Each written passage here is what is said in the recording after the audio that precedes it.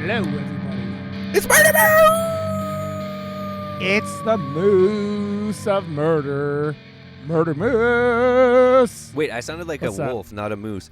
Wait, what did we say that the moose sounded like that one time? I don't remember. I don't remember either. I think we just made random noises and then said we needed to add a moose to my soundboard, but my soundboard is broken now. Oh, So- yeah, just like my whole computer did right before this. Yeah, Josh has been sitting here going for like the last how long?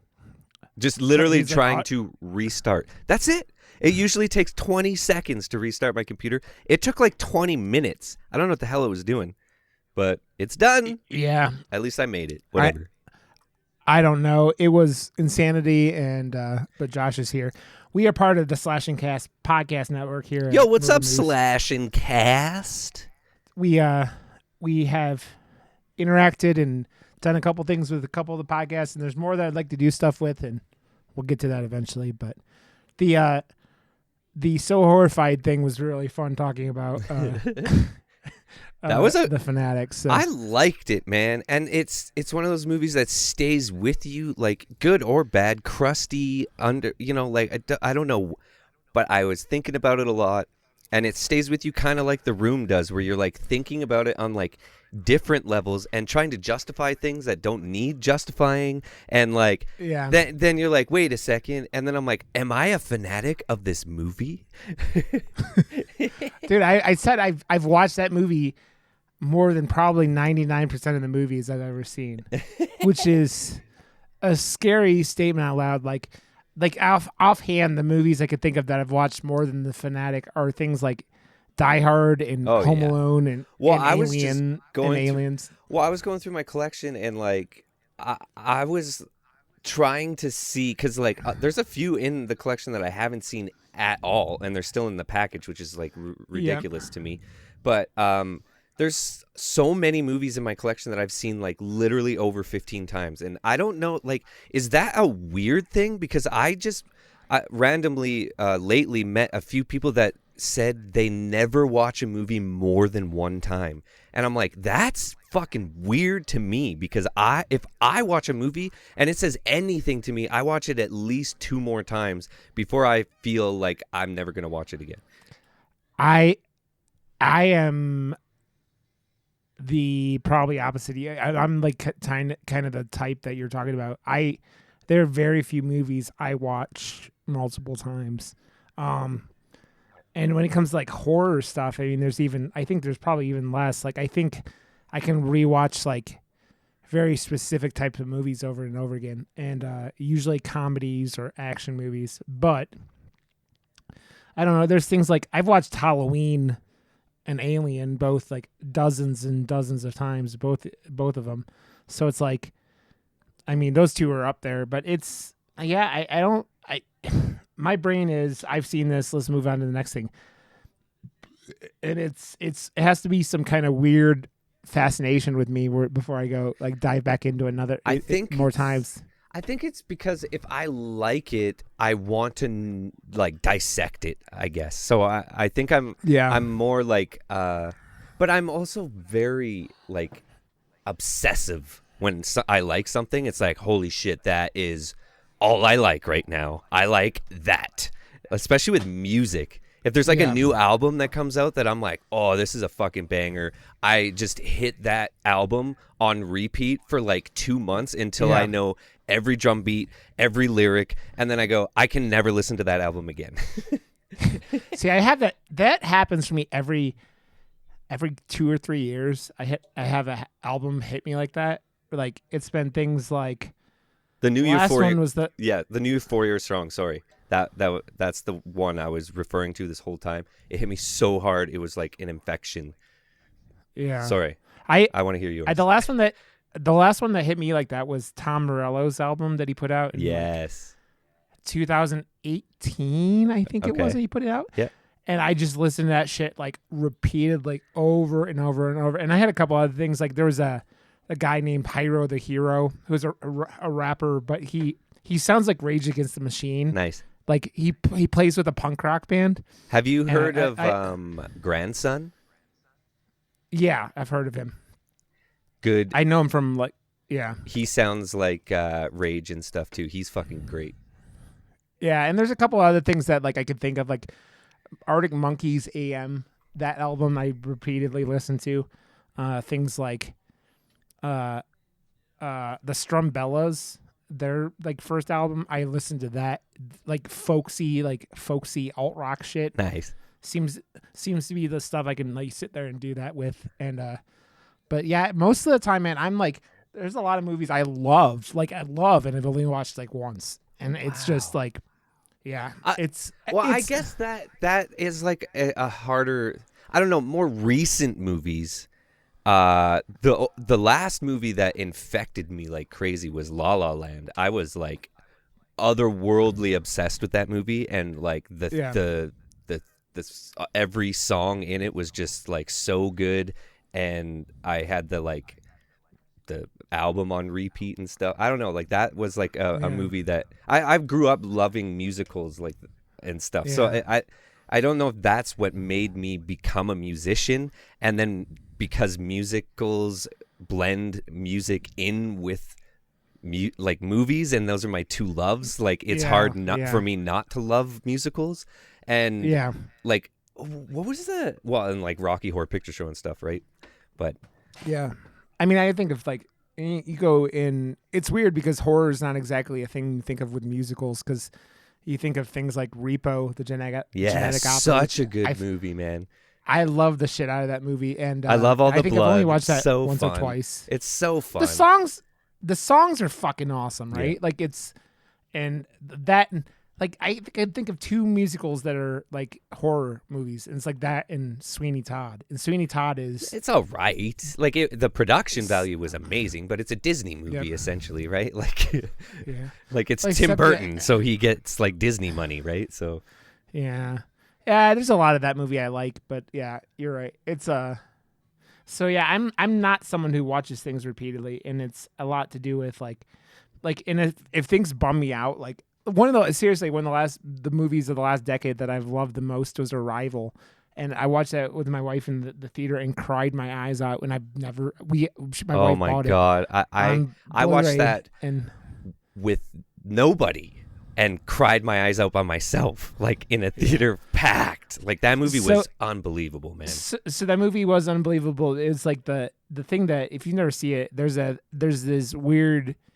subplot and I mean not subplot, but there's a thing that happens in it, underlying involving involving children. And my wife and I have been trying to have kids for like a decade plus, and so there's this thing in it, and you go, and it hit me, and I'm sitting here, I've cried in the movie theater before, but I was like I was like but I was like, there's just tears like flowing down. It just like goes straight to like your core, and like what is the weakness of what hits you, and it's just like, and so that's one of those movies where I'm like, oh my god, this movie is amazing. It's a masterpiece of a movie though. Like it is him literally showing off to me. I'm just like, he can he fucking gets it, and then he obviously gets to do fun movies now, like all the big huge franchise movies, whatever the fuck.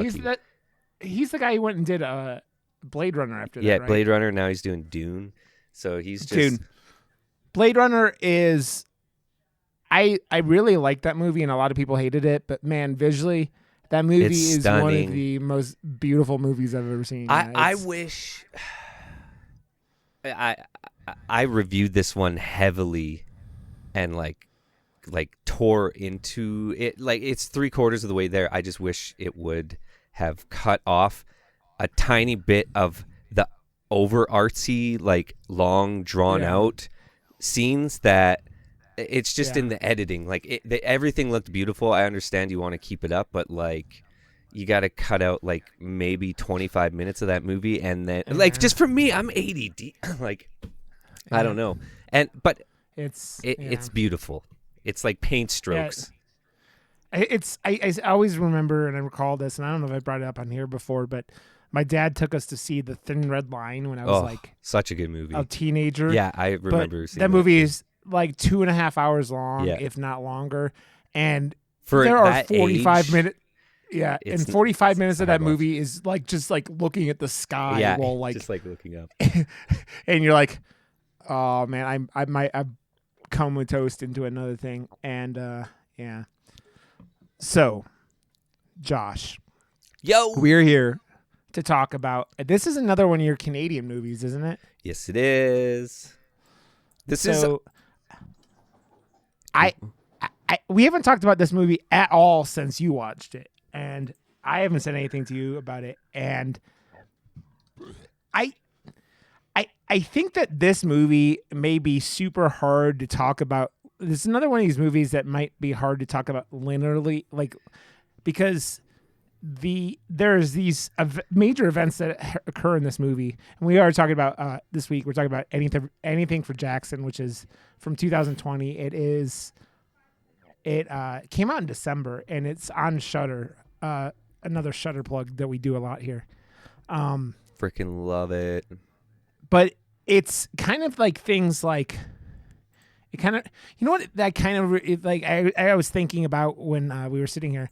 This movie kind of reminds me of like if like Fargo was a super horror movie, because like and I'll tell you why, because Fargo is this like series of events where like William H. Macy's character is like something, he's trying to do something, and things keep going wrong and worse and worse and worse for him. And this movie kind of reminds you like that. These two characters in it are trying to do something, and things go wrong, and they keep getting worse and worse and worse, and they go wrong for everyone around them too. It almost reminds me actually of like if Fargo mixed with the first Haunting season on Netflix. So the Haunting of, not Blind Manor, the other one. What was the first season of that show called? You know what I'm talking about? The Haunting of where That's so you know big. what I'm talking about. The Haunting of, honestly, look that up on Google. The Haunting of. I know, but the TV show on Netflix, The Haunting I have no of fucking clue. Hill House. Oh, okay. Where it's like these things keep happening. Oh, okay. I never saw that. You know what? It kind of reminds me. There's elements of this movie. So the first time I saw anything about this movie, first I met Chris and the boys at Black Fawn when they came through for Cuff, and then Chris added me on Facebook. We're on Facebook, so I see all these like behind the scenes of like projects he's working on and stuff. So I'm like, oh, what did Chris do with this movie? He's the producer of this movie.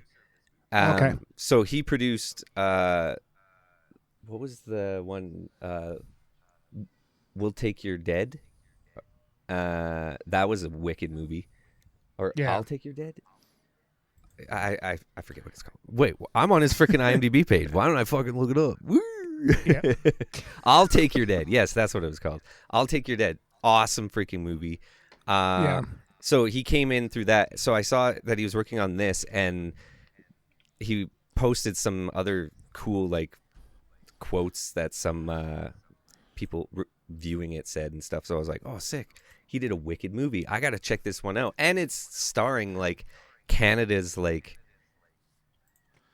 I don't know. He's my sweetheart. Julian. He's freaking awesome. And I was like, I've seen him in so many. I'm like, I swear, I've seen like 15 or 20 of his movies. So I went to his IMDb page. I literally have seen 20 of his movies. But he's been in 214 movies. So I'm like, it makes sense. You know who that guy is to me? He is the Death or the Grim Reaper from Supernatural. Like that's the only thing I know of him right away from. But man, he's not from Canada. He's from London, England, but he's in so many Canadian projects. Yeah. I see him all the time, and he's my Canadian sweetheart. I have to say this Josh Crudis guy who's in this movie is one of the most unique looking dudes. I don't know how much of this guy's natural look is in this movie, but they creep the fuck out. They make this guy creepy as shit looking in this movie. So yeah, this it's another movie though, man.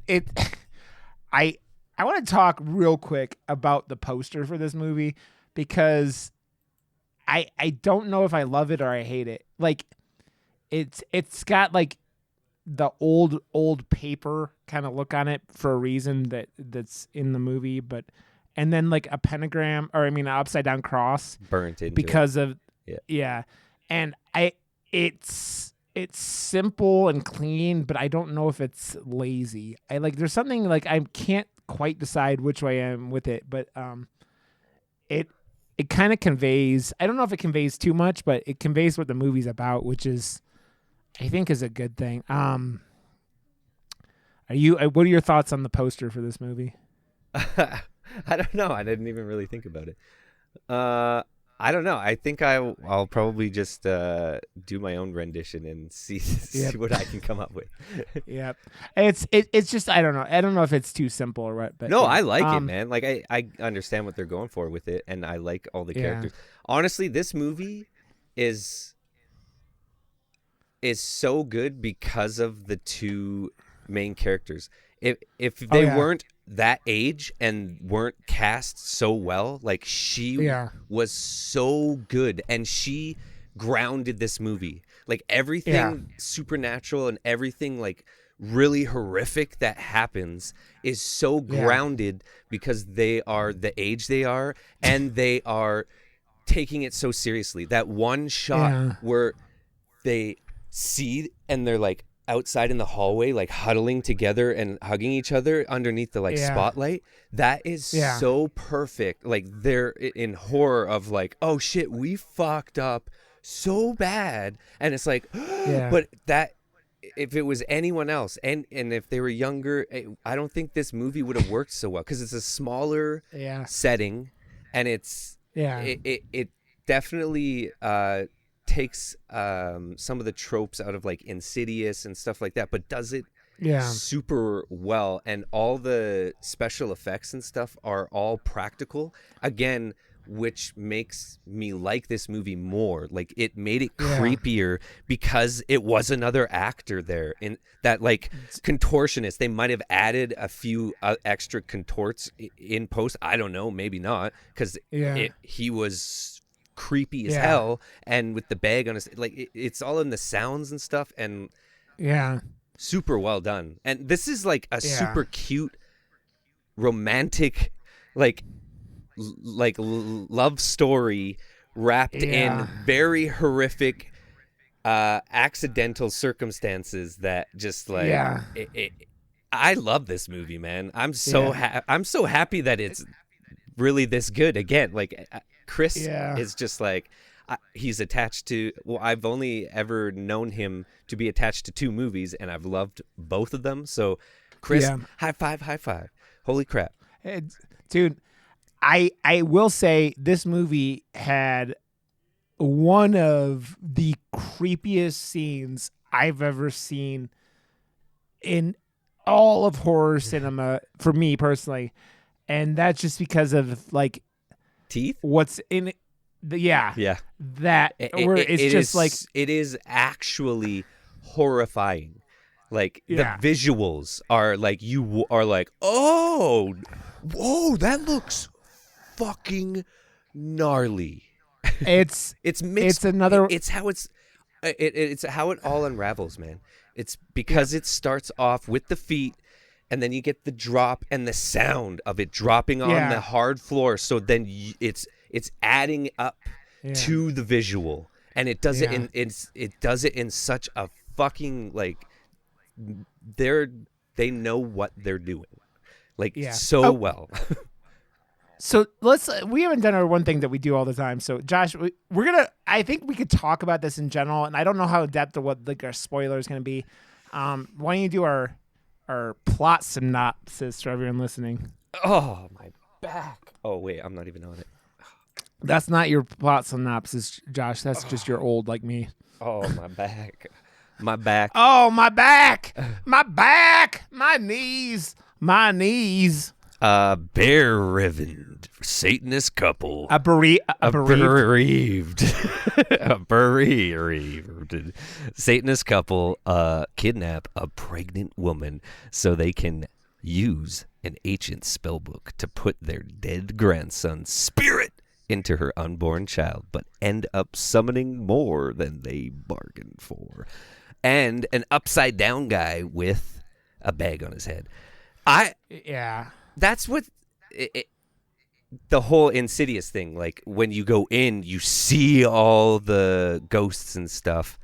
And I'm like, if you're part of a Satan cult and you're looking in the Satan Bible and you're only loosely translating it and also taking breaks to like sip wine in between, do you think you've done it right? Yeah. It's actually kind of like, because they start this movie off with a very, very like. But I love the tone, though. That's what keeps. That is what keeps it all together. Going to that guy's house in the end, like, and showing that he is living at home in a it. Again, grounded his character, gave him a backstory, but then also made it seem it's so ridiculous that this is happening, but this is happening, and it again grounded the movie again. It's so smart, man. It's so fucking smart. So Sheila McCarthy plays Audrey, and then Julian Richings that you were talking about plays Henry. The one thing I didn't get, and maybe I just missed something in this whole process. So they're trying to bring, the plot is like it says, like they're trying to bring back their grandchild, but I wasn't thoroughly like completely understood the whole transition from what happened with their daughter, and maybe I lost something while I was watching it. I had ADHD spots, even though I was really enjoying this movie. My wife was asking questions. I think like maybe, I don't know. Like I can't wait to hear what you say, but she was asking questions and I was like, oh, well, I'm pretty sure they left that up to interpretation, but this is what I thought in this moment and that type of stuff. Yeah. Right? And it's like, I don't think any of these questions, I'm just talking about things that I'm like, made me think and whatnot. I'm not saying it's bad. I'm just thinking, I'm like, I'm wondering if that piece of information, because they also was like, the grandchild was like, they made it seem like it was a boy and a girl. I got confused with the whole process. Like, there were things that confused me with but I'm not sure if that was more to do with the just completely bereaved like grandparents that like would do anything to save this grandchild, right? Because it's kind of a spoiler, but it's not really. The very beginning of the movie, you see this grandchild and you're like, oh, who's this kid? And then you figure out real fast that this is the grandchild. Like, if there's just a ghost running around and it's this little pale blonde kid, and you're like, what, huh? And you just kind of stumble at first. And this happens like in the first like 5 minutes of the movie. That's why I said it. And there's a lot, man, with like everything in this movie. Like the Henry's character is a what do you call it? Like a female, like not obstetrician, that's cancer. What's the deals with babies? I don't even know what the proper term for that is offhand. Josh, you've had 2 babies. What's the term? I have no clue what you're talking about. The doctor, Henry, he plays a doctor that takes care of pregnant ladies. What's the fucking name of the doctor? God damn it, Josh. You've had 2 babies. You're blowing my mind. His name is Henry. I know, but God damn it, Josh. What's the name of a doctor who deals with babies? God damn it, dude. That's what I was saying. So basically, he deals with pregnant ladies. God damn it, Josh. And he uses this position to pick out this pregnant lady. Becker is the I think that's her name. God damn it, Josh. Josh is like trolling me tonight. Yeah, it's Becker. Oh yeah, they're not that they I mean, yeah, she's the woman that they kidnap, and it's interesting seeing like it will spoil it here in a little while, but like it's just you're basically seeing what desperation and love will do in the wrong circumstances, right? That's why, It's but kind of that's why it's cute too, and what also yeah, grounds the movie in like what would you do? Like it leaves the question up to you as well. Like what would you do if you lost a loved one? Like how much do you love your kids and your grandkids and blah blah blah? Like yeah, it's the ultimate decision maker in like irrational decisions, like oh my god, yeah. like if I had a chance, if I only had, Well, like, and they they saw an opportunity and they took it. And Sheila was she is like the young, like Insidious, almost like she's a yeah. younger, like that's the type of character that she's playing, but it's, I don't know, Well, she's so trusting in, I don't know, I liked it. it's I the opening scene of this movie literally is kind of like it's ballsy, right? Because you have this old couple and they're just sitting there Yeah, and they look like they're getting ready for work, and they sit there and the director just leaves the camera the to sit oneer. there and Yeah, this is to stew while you're like, what the fuck's happening? And they kind of showed this in the trailer, I think, because like yeah, and it's them going out and kidnapping this pregnant lady, and you're like, but they don't track it. They just like they do that a lot, and I wonder if it's a budget. How much of this is a budget thing with this movie, and yeah. how much of it is a I feel like some of the things that I, like wrap it up nicely in the home type thing, yeah keep like budget friendly type ideas, right? But yeah I, yeah I also always enjoy movies that do that. yeah yeah, Again, like these are dude. my favorite types of movies, the ones that are It stuck within these confines of a budget it's constraint and stuff, but doesn't matter. I Still makes I will fucking say great art.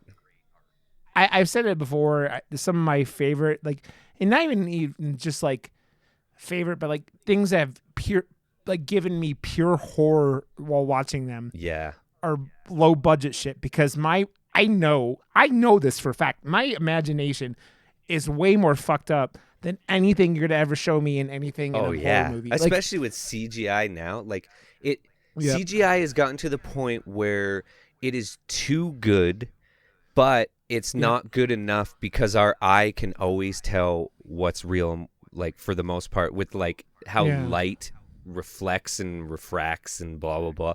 It's yeah, not 100% there yet. Once they get it there, and that can be lent to horror, then I'll say use yeah, CG whenever the fuck you want. But it's not there yet. So yeah, anytime you can put a prosthetic on a person and make them walk weird with floss and it fucking, and add that, you're like, yeah, oh my god, like way yeah. creepier than Well, anything It 2 fucking had in yeah, it. Like all the yep, CGI bullshit. It yeah. wasn't scary. And It was annoying. it and it's actually funny because this movie does a lot of things that were like, if I was just to describe them to you, you could be like, that doesn't sound creepy, but they use them in really effective Yeah. ways, right? Like you talk about like there's if I watched a lot of the DC shows on CW, like, but my wife and mine, our favorite one of them is Flash, like, and they have like the Bendy Man or whatever the fuck, that kind of reminds me of the ghost from this movie, and he does like he'll come through windows and weird things in awkward like Yeah. weird ways, right? And I wonder if it might even be the same actor. I'm not even sure, but like because he does the same kind of like weird backwards like Yeah. movements. Crab And walk upside down and backwards. And yeah, stuff. but it's like that kind of stuff where it's like it doesn't need like it's just like a little bit unnatural, like something that you're not used to seeing, but it's done by a human, and you go, holy fuck. And this But it just the angles and the wide angles they catch it in, and like put you Yeah. right, and how every time right before something horrific is shown, it's built Yeah. up like from a Yeah. different angle and with sounds beforehand, so it really like it layers Yeah. it on. So by the time you actually see the horrific image, it's like the cherry on top of like the built up like Yeah. anxiety that you already have and tension. Tension. Yeah. It's just it's really fucking well done. I want to take a few notes from this movie, man. Like, fuck. Yeah. Good job. Well, I think one of the things that you talk about, the two main actors and their characters, Audrey and Henry, these two play.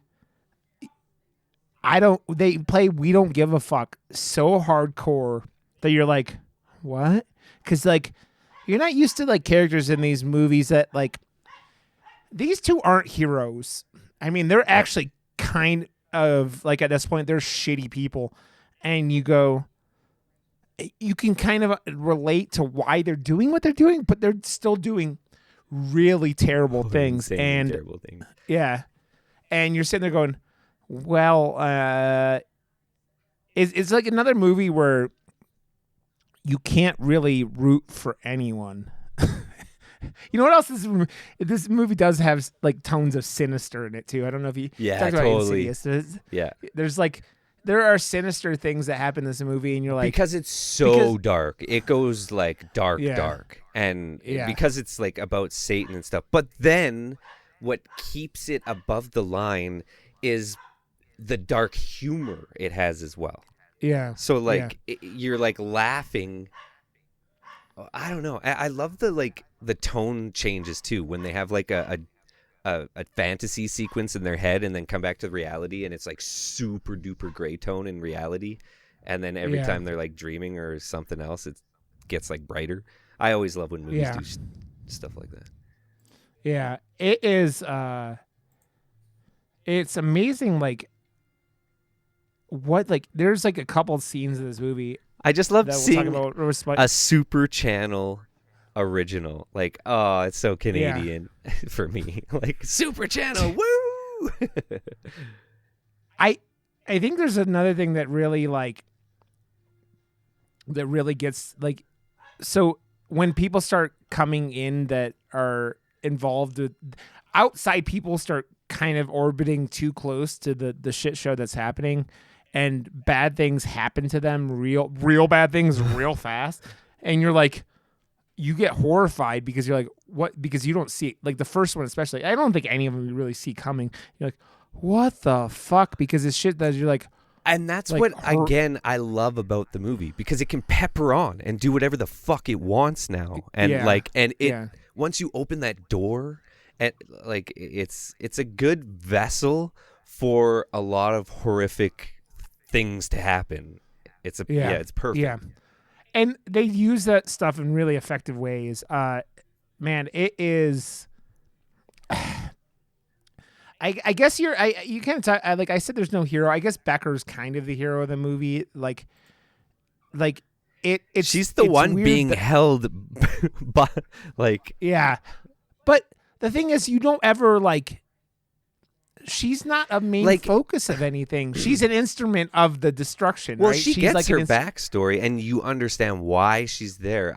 I like how the backstories were told. It wasn't heavy-handed, and it wasn't too like.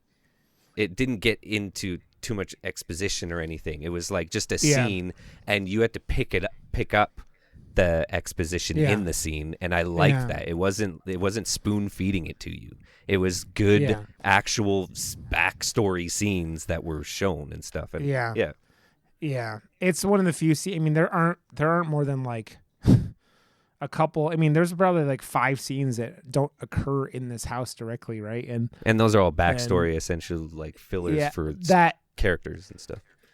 Besides their interactions with the police about halfway through the movie, and that's where they can't start shit. But then again, really like bad. They turn a horrific scene into a joke, like after, which is really cool that you can like flip a horrific thing, do it a couple more times, and it turns into like a Family Guy joke, right? Which is it's because there's something horrible to like. What? She's been doing that all it has a lot to like fucking great. Yeah, she's been doing it. That line is just because you're sitting there and you're like, it's something that's like shocking at first, and you're like, what the fuck? And you're just like, okay. But yeah, we could go off and cut off like with this part, but like I appreciate a lot of what this movie did. It does. I enjoy the writing. I enjoy like that Ian character was so perfect, like with his weird comb over hair thing and everything. Like he was so good, and him just listening to the dankest death metal, like death metal of all time. That's just like, it's just like, this is the things that like politicians blame for school shootings and shit like that. And it's like, and what made me like, yeah, it's he was like he's the most like. But did you? Oh yeah, there's a few like there's a few things that were just like said. Like if you didn't catch what they said, you didn't know what happened to a character and stuff like that. Like something was said, and like if you didn't hear that, like my wife didn't hear what they said, and I was like, oh fuck, like you don't understand. This whole scene is way more fucked up now. Like way more fucked up now. Yeah. We'll get into that. We'll spoil it in a second.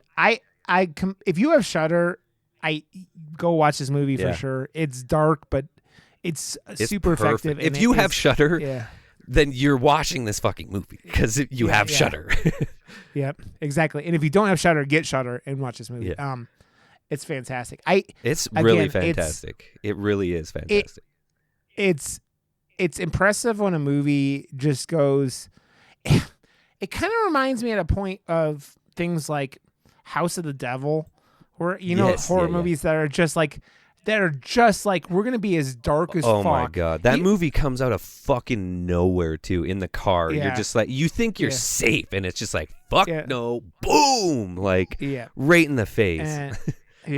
And just this one hits you harder. It's like more of a slow build up, but like man, it's got that like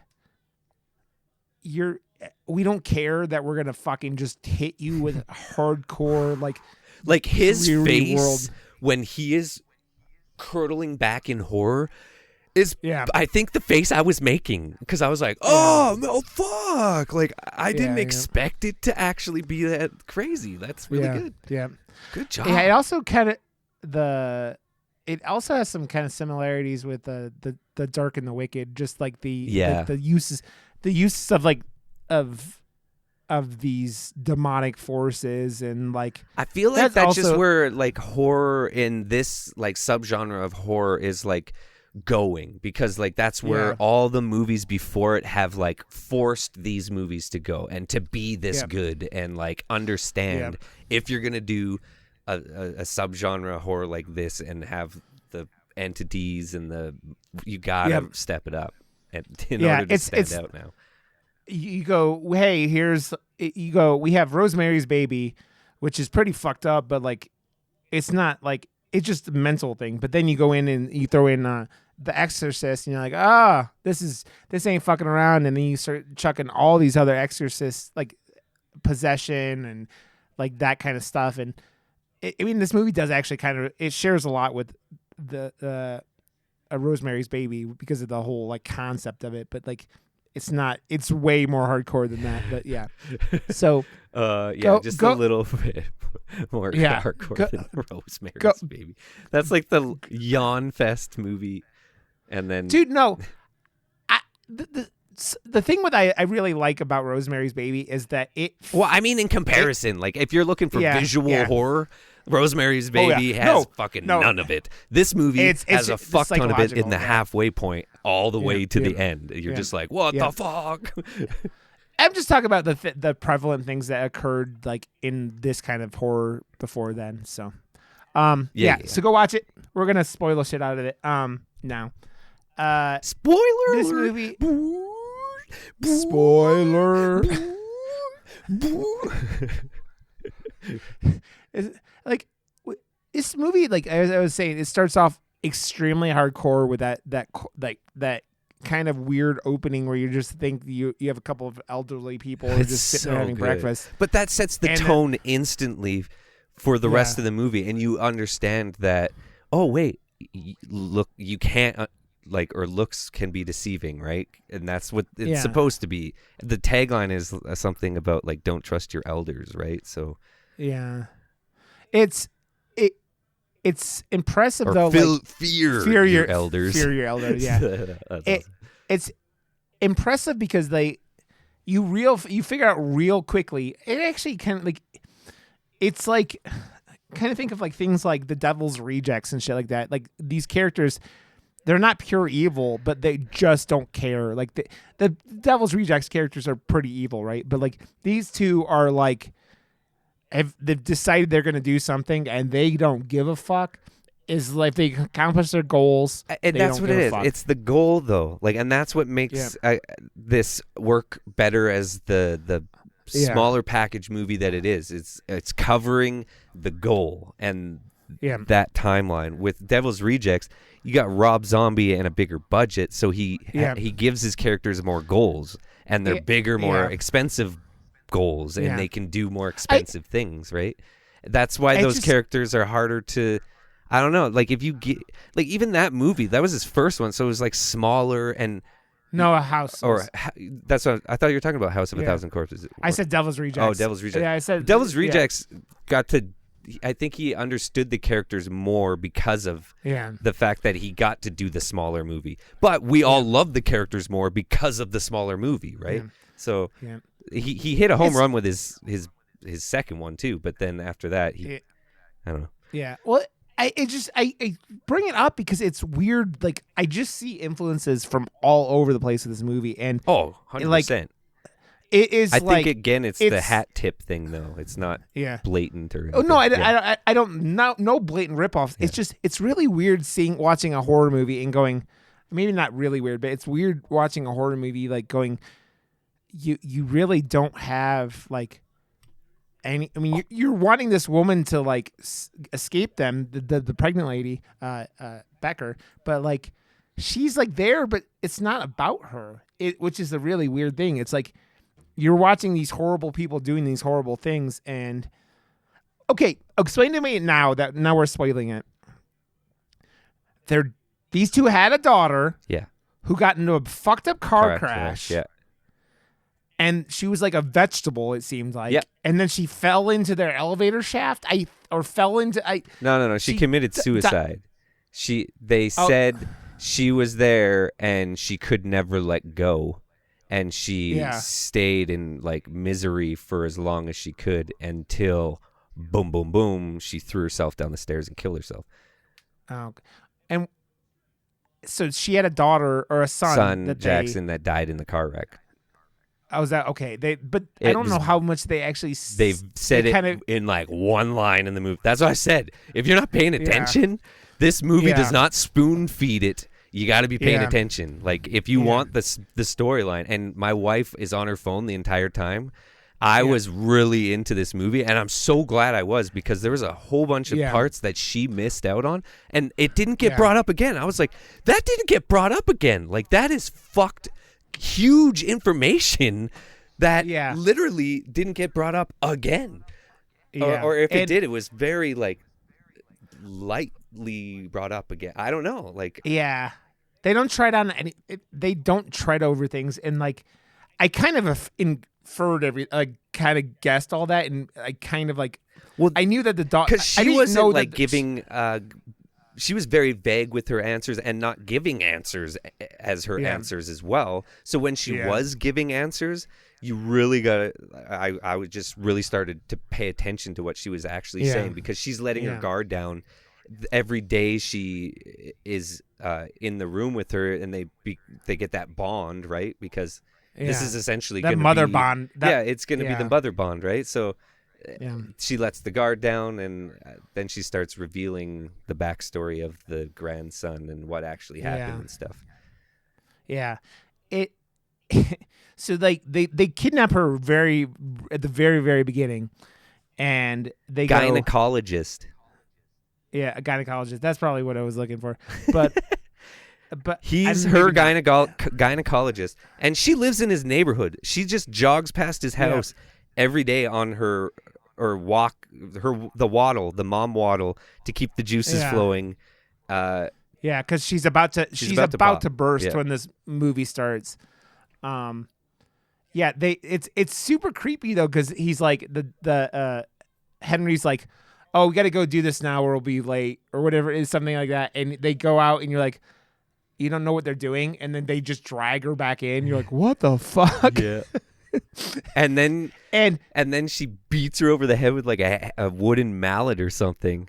And that's when you like, because you're like, oh, they're like old people and they're like struggling or whatever. Like this is so your guard is like up, your alert's kind of on half alert. You're like, yeah. This is kind of like, whoa. And then when she beats her in the head with the hammer, I was like, oh shit, they're like, oh fuck, okay. And they're not fucking around, because then they pull her up into this bedroom, and she starts screaming, and like, Audrey goes outside.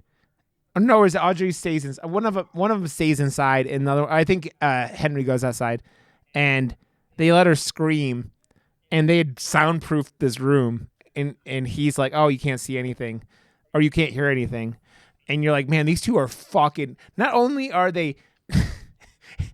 Their biggest problem is they're real bad liars. But they've planned this whole thing out, and so they've got this mom in here, and you don't know what's happening, because it's like they're just like holding her, and they start talking about Jackson, and they're like, yeah, we're doing Jackson's gonna be here, and they slowly reveal that they just basically plan on putting their dead grandson into this woman's pregnant body. And you're like, what? It's actually one of the most this is such a, it's such a like, I can't even say dehumanizing, but it's like, just like, they're doing this thing that you go it's so evil. It's so evil. In their minds, it's justified. It's justified because they're bringing Jackson back. And it's like, because the Becker at some point doesn't want the baby. Like when he first tells her she's pregnant, and she's like, oh shit. Because she just thought she was sick or something. And she joked about it, and he's like, "Oh no, you're pregnant," and she's like, "What?" And so that's the like weird dry humor, like delivery of lines and stuff. Like you get caught off guard by how like dark and dry the humor is in this movie. You're just like, "Oh, what?" And the characters do as well, and it's good because it's I'm trying to like think like, who are you as the audience? Yeah, like it's hard because you kind of like flip-flop between characters, and I think it treads that line pretty well of like, I don't know, like you don't really know who to trust, who to love, who to hate, and again, but then you end up like, I just love all the characters. Yeah, well, that's why I said I was talking about things like Devil's Rejects, because Becker's here and she's the one you want her to survive, and you don't want this thing to happen to her, but like she's not the center of this activity, and It gets real fucked up real fast though, because like they pull out this book, and the Audrey's sitting there, and she's showing Henry that she like went out to a field, and she's just started raising crows from the dead. She's like going around finding dead crows, and just like, you can't do that. Well, yes, I can. I've been doing it all morning. I've been doing it. Yeah, it's like. What? I love that line, but that's the like weird, like they're so naive, and it's funny because they don't know what the fuck they're doing or how powerful this is. But then again, that helps ground it, I feel, as well. It makes it cute. It's why this Ian character comes in a little later. Like you see her at some point, like they do some little sequence just to really introduce Ian. That they're like at this like. They're under like a coffee shop. I don't know where they're at. They're like in a basement of some place, and they're having these like pretty local much at Satanists. Yeah, like at the bottom of like a church, essentially, where they have like AA meetings.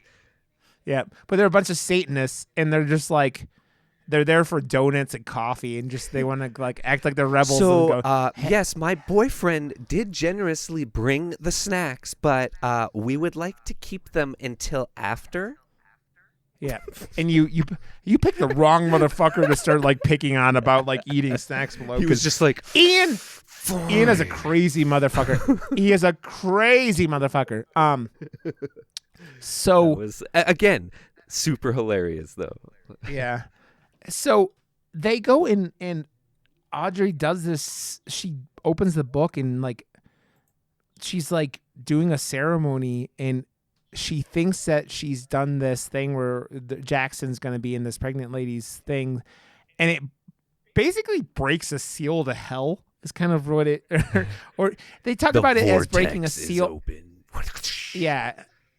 And man, this is where the shit starts hitting the fan. The shit starts hitting the fan real bad in this. And we were talking about it before about Josh was talking about the stretchy, boundy guy who's backwards coming out with a bag over his head. And I was talking about the lady flossing the teeth out of her head, which is they start off with the freaking bang with that one. Yeah. But and then when it goes after the pregnant lady, that's when I was like, what are the rules? Like, holy shit. Like, I thought she was safe. Like, I thought she would be safe, but then they were going after her too. I was like, fuck, like, this is much scarier. Like, it makes it way more horrifying because you're like, no one's safe. I'm not safe. Like, you really don't feel safe. And the guy comes out from under the bed and attacks her, and she's handcuffed to the bed.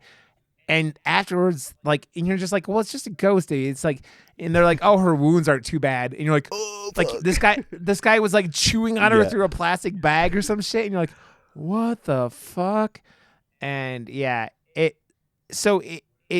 like at some point, was it their daughter? Their daughter shows up like as a trick or treater, as a ghost, and like to fuck with them. But like trick or treat, like trick or treat. Trick or treat. Yeah. Through every door. Like, but the camera tricks and the editing, and it's all old school 80s tricks, but it's done so well, and they layer every like old school thing so well on top of each other. Like, and then and then it's just like a blanket on her on the stairs. Like, edited so freaking well. But like that whole sequence was like anxiety, like, but like good visuals, awesome. Yeah. So Audrey's sitting there, and their elevator that they had installed for their daughter comes down from upstairs, and as it opens, a guy in a ghost costume comes out, but like the elevator's normal sized, and for a house, and he gets out, and this dude is like 12 feet tall or something like that. It's incredibly unnerving. You're just like, what the fuck? They did the stilts thing, but with like a longer blanket, and it just again like practical effects, but like you're not expecting it, and it's like jarring, and they do like in camera jarring tricks all the time, and it wow, like again, like I'm taking fucking notes because this was just all so good. Well, it's like they have these scares out of nowhere that aren't jump scares. They're like these like things that are genuinely like terrifying, horrifying, coming from contextually what's happening. You don't want to look at it. You're like, like, oh fuck. Yeah, like literally this the woman flossing her teeth like is like, it's Henry, right? Because Henry's sitting there, and you don't know if it's Audrey at first. And Henry's sitting there, and like this woman's got her when she calls, like it's again, but it's that layering because the scene is set. You're in bed. You think you're safe. You got the covers pulled over, honey. You come into bed. You see her at the like back facing you, brushing her teeth and flossing, and then it's like, oh, she's flossing for a long time, and she's not really responding to anything I say. All of a sudden, you hear tick, tick, tick, tick, the tooth hitting the counter. That's like how it's layers. Like, you're like you don't expect it. You're like, oh god! I was just like, oh no! I thought they were gonna like cut away and show just like his reaction, but they just keep showing it and then show his reaction. And I'm just like, and you're doing that now. Like, yeah. Yeah, they just show the teeth hitting the floor repeatedly, and you're like, oh my god! I just teeth things like when that can really fuck teeth with me. and fingernails are like. Yeah.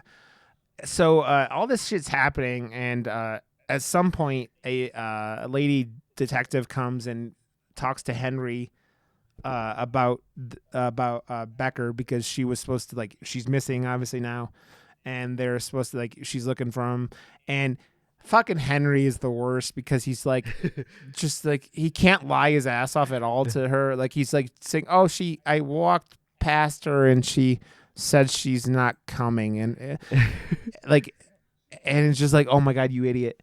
And it basically, the detective goes, oh, okay, this idiot has something to do with it, and comes back to it later. And it goes into this point where it starts being like so they're like messing around, not messing around, but they're trying to make sure everything's working with their ceremony that they did.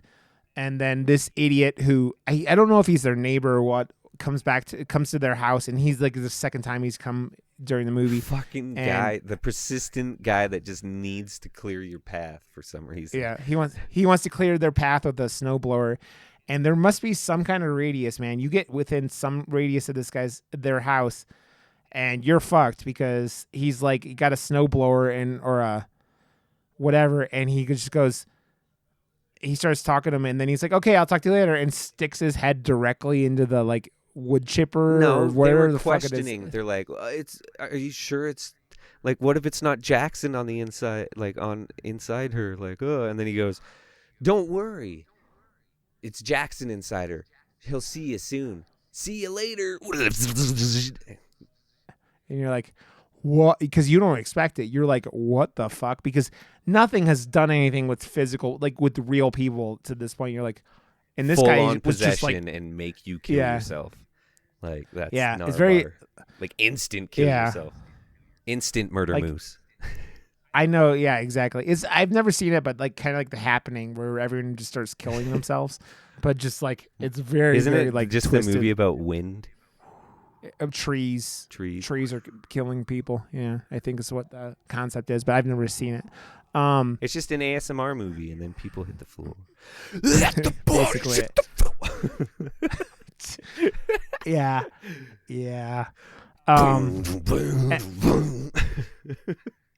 And so after this happens, the cop shows up at their house, but it's not even like, the cop calls Henry's cell phone, and she's like, yeah, I wanted to talk to you some more about this. She knows everything. She's fucking persistent as hell too, but yeah.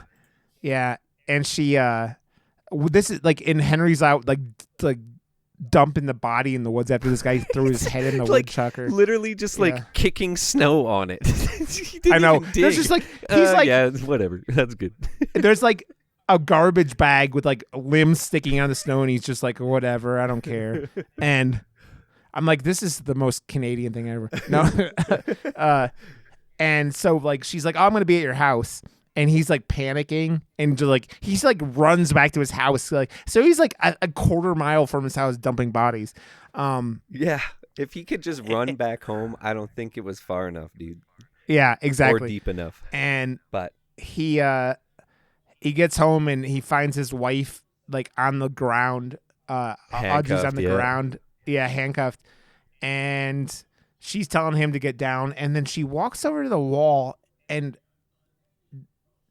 what is she? I forget what she says, and just blows her brains out, and you're like, what? Yeah, again, like, they do it almost like mid sentence, so you don't think it's coming. Yeah, and then it just fucking happens. Essentially, like, it's really quick. But then it turns into the Family Guy joke. That's what we were talking about before. Yeah. Like, but I love this scene that comes after, because after that happens and they clean up the mess and all that stuff. Then Ian comes over, and then they have that realization, that like sinking in of what the fuck they are actually doing sets in, and like a slow pan out happens, and it's just them like going, it like to the circumstance, because it's an outside character now inside the job, just telling them, you guys are like laying a little bit of knowledge on them, like, what the fuck, you guys are doing this and like, you have no idea what the fuck you're doing. He tells them they did half of it. They did half of the ceremony basically, and what they did was they basically opened the door and said, "Come on in. There's a free body here." And it was like, it's, and then you figure out that this, like, Henry went to Israel and basically went through a bunch of fucking shady motherfuckers, and they don't say how much he spent on the book, but he goes, now we don't have a retirement plan. So this guy is like, in his 60s or 70s as a doctor. So you're saying he probably put a couple $1 million into this book at least. And so the kid asks for the book and $10,000. He wants the book and $10,000, and they're like, fine. And he's like, I'll come back tomorrow. And he tells them a bunch of shit. He's like, you need salt all around here, and fucking don't whatever. But the best part about this whole scene is that, like, they're in the room, and is that when it starts, or is it when he comes back? No, that's when it starts.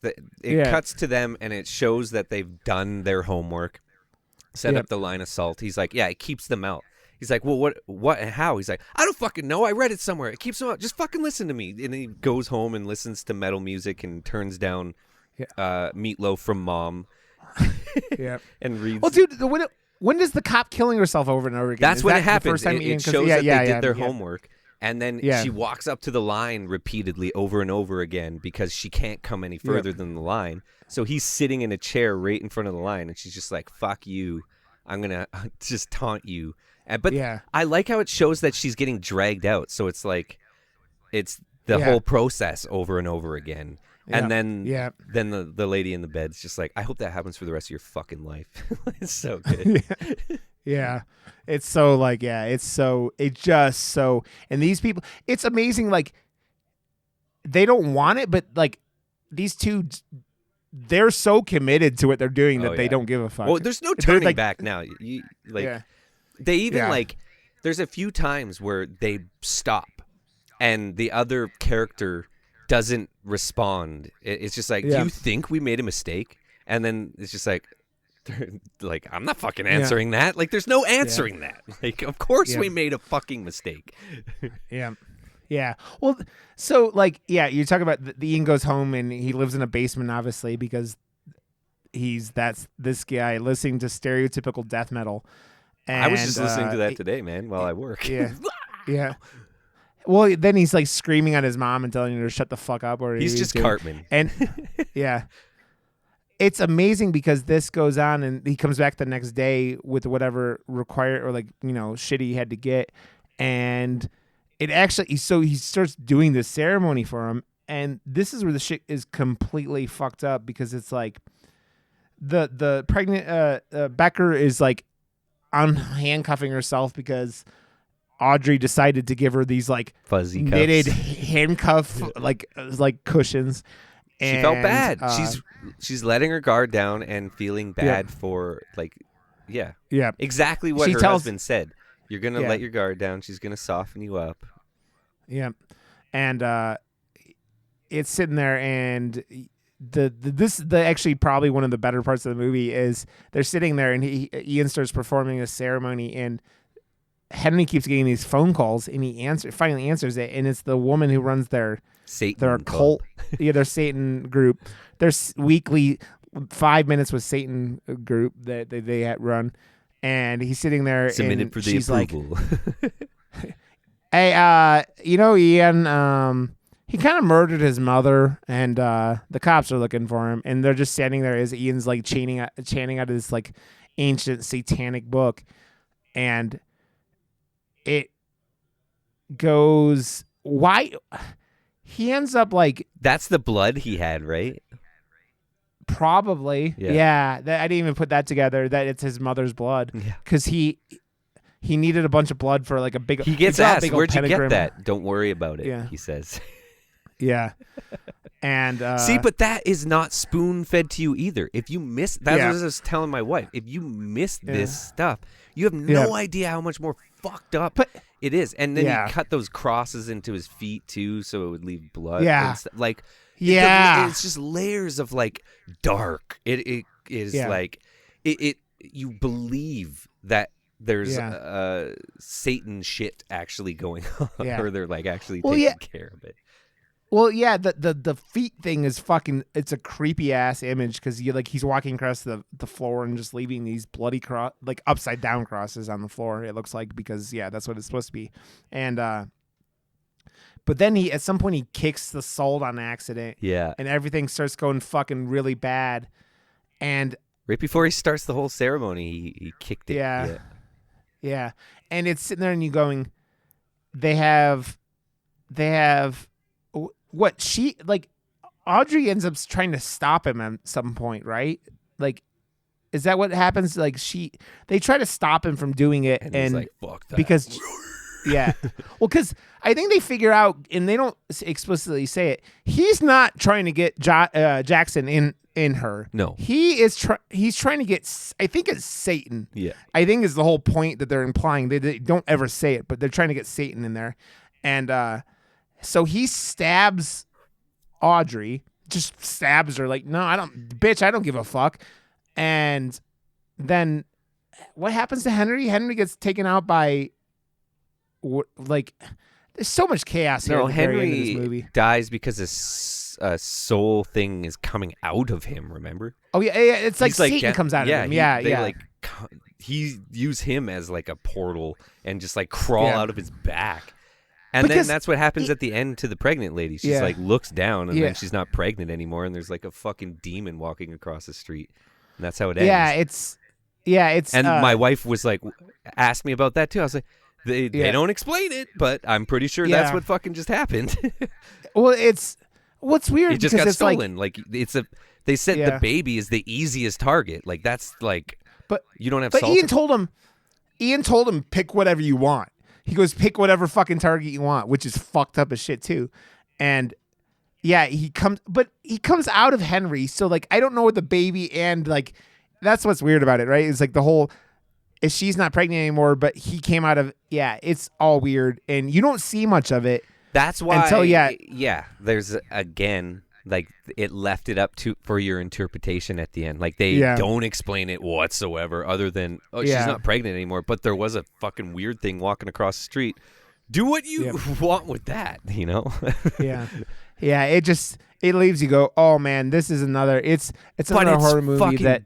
I love that it doesn't. Yeah. It's not leaving like I don't know, it's not like a happy plot hole or anything. It's like it's leaving you with I mean, I know I've noticed you enjoy when things go badly at the end of these type of movies. I fucking love it, dude. Like The Dark and the Wicked was like that too, where everything's all fucked up at the end, right? And so I hate Hollywood endings, man. I fucking hate them. Like it grounds it and makes it more real if it just ends with shitty circumstances. Like it's all, you shouldn't be rewarded.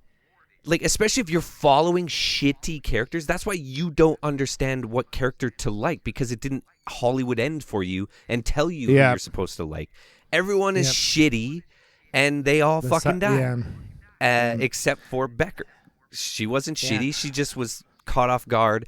Now she honestly doesn't have to, her instinct at the beginning, oh, fuck, I can't deal with this. I don't want this kid. Well, now you don't have to deal with it. Don't ever say that. Jesus Christ.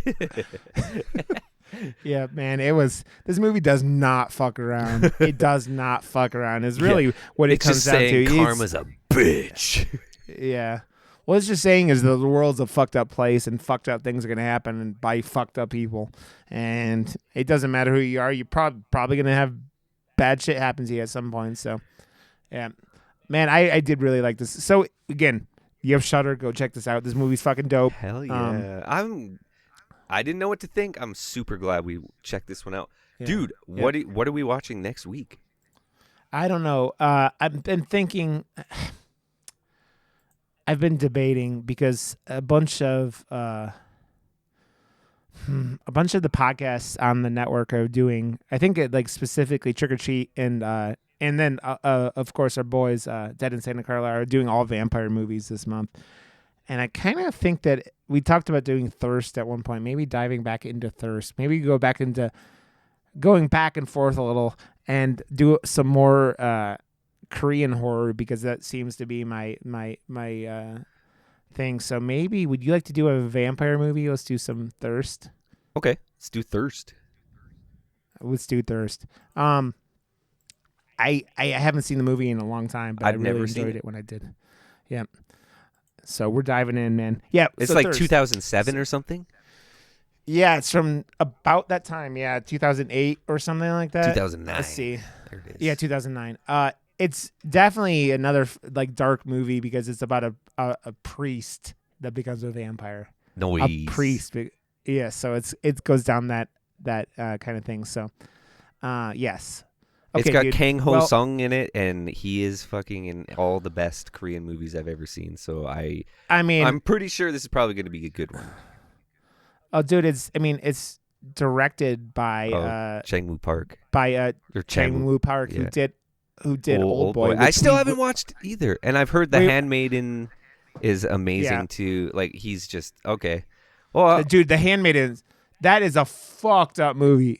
So that's another one that's really good. But yeah, we'll dive into. We're gonna do Old Boy at some point, but I just kind of wanted to. I've heard all this vampire talk lately, and I kind of wanted to do this. So I'm in.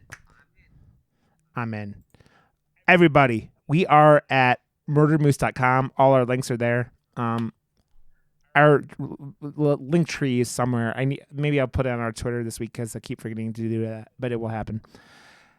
Thank you for listening. Thank you for hanging out. And if you guys have any suggestions or things you think you want us to review or improve or do whatever, just shoot us an email. Shoot us a message on Twitter. So yeah, shoot us a message at our website so it doesn't just come in and say stuff like like what did it say? I don't know that the most random shit.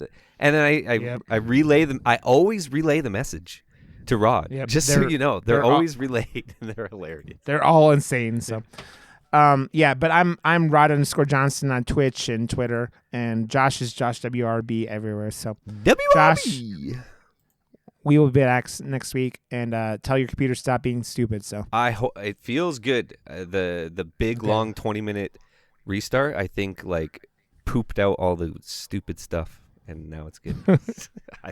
Okay, buddy. Well, I will see your beautiful face next week, and I love you, so have a good one, and thanks for listening, everybody. So, goodbye! Stay thirsty. Thirsty. Bye.